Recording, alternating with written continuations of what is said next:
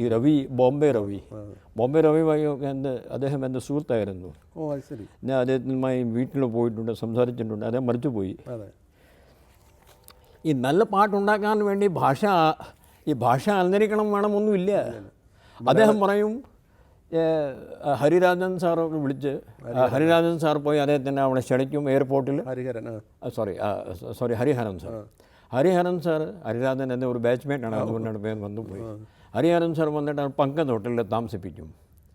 അദ്ദേഹം പറഞ്ഞ വാക്കുകളാണ് അത്. ഞാൻ പിന്നെ അടുത്ത ദിവസം ONV സാർ അവിടെ വരും. അത് നടന്ന സംഭവം പറയുകയാണ്. Yes mister Ravi, are you ready? അപ്പോൾ പുള്ളി പറയുന്നു, രാത്രിയിൽ ഇവിടെ വന്നപ്പോൾ എനിക്ക് വേറെ പണിയൊന്നുമില്ലെങ്കിൽ ഞാൻ ഹരിഹരൻ സാർ കുറേ സിറ്റുവേഷൻ പറഞ്ഞു തരും. ഈ സിറ്റുവേഷൻ അങ്ങനെയാണ്.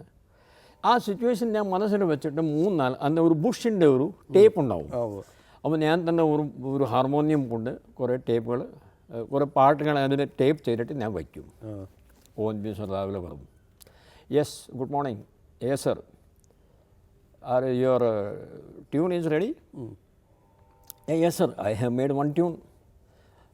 അപ്പോൾ അദ്ദേഹം ആ പാട്ട് പാടുകയും ചെയ്തു. അപ്പോൾ പറഞ്ഞു യെസ് ഒന്ന്. അപ്പോൾ അദ്ദേഹം പറയുകയാണ്, നമ്മുടെ നക്ഷത്രങ്ങൾ പാട്ട് ഹീ ടോൾഡ്, ഈ വാക്കുകളാണ്. ഞാനൊരു രാത്രിയിലെ ട്യൂൺ ഉണ്ടാക്കി.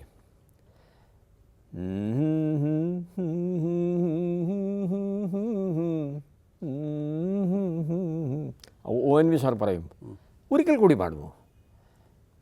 അപ്പം ദെൻ അഗൈൻ ഞാൻ ടേപ്പ് പ്ലേ ചെയ്യും. പുള്ളി എഴുതാൻ തുടങ്ങി.